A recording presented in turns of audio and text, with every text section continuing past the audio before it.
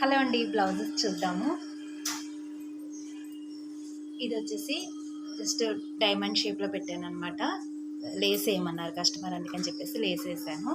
అలాగే థ్రెడ్స్ కూడా వేసేసాను దీనికి. అలాగే ఇటు సైడ్ వచ్చేటప్పటికి హ్యాండ్స్కి చిన్న బోర్డర్ లాగా లేసు. ఇది వచ్చేసి కట్ వర్క్ అనమాట, బిగ్ కట్ వర్క్ అంటే పెద్ద సైజులో కట్ వర్క్ అనమాట. ఈ మోడల్ కావాలన్నారు కస్టమర్, అందుకని చెప్పేసి ఈ మోడల్లో నేను కట్ వర్క్ అనేది చేస్తాను. హ్యాండ్స్ మాత్రం నార్మల్, ఫ్రంట్ కూడా కట్ వర్క్ ఇచ్చేసాను. ఇది క్రాస్ కటింగ్ బ్లౌజ్ అండి. ఇది నార్మల్ బ్లౌజు.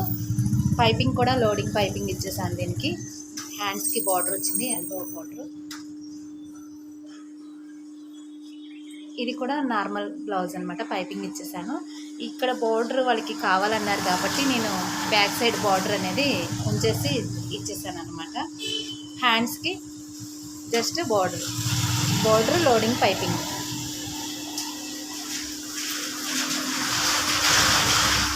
ఇది కూడా అంతేనండి, ఇది కూడా నార్మల్ లోడింగ్ పైపింగ్ అనమాట. లోడింగ్ పైపింగ్ ఇచ్చేసి దీనికి కూడా హ్యాండ్స్కి బిగ్ బార్డర్ వచ్చింది, అలాగే లోడింగ్ పైపింగ్ అనమాట.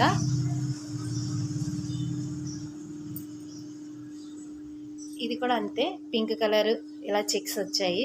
దీనికి కూడా లోడింగ్ పైపింగ్ ఇచ్చేసాను బ్లౌజ్. ఇది వచ్చేటప్పటికి హ్యాండ్స్ కూడా బిగ్ బార్డర్ వచ్చింది, దీనికి కూడా లోడింగ్ పైపింగ్ హ్యాండ్స్కి ఇచ్చేసాను.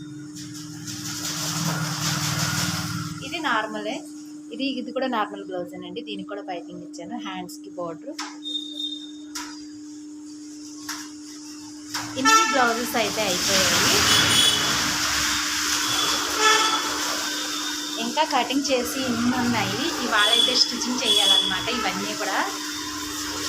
ఇంకొకటి మీకు ఫ్రాక్ చూపిస్తాను.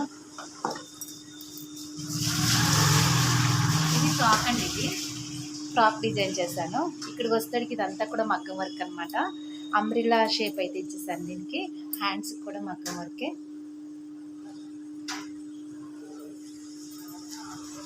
మొత్తం అంతా కూడా గేరెంజ్లా ఉంది.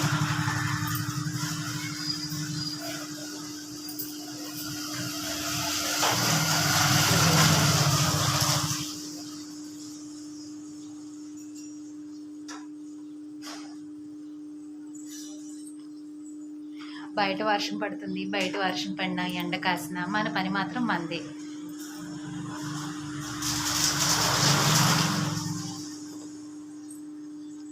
పని మాత్రం తప్పదండి, ఎండ కాసినా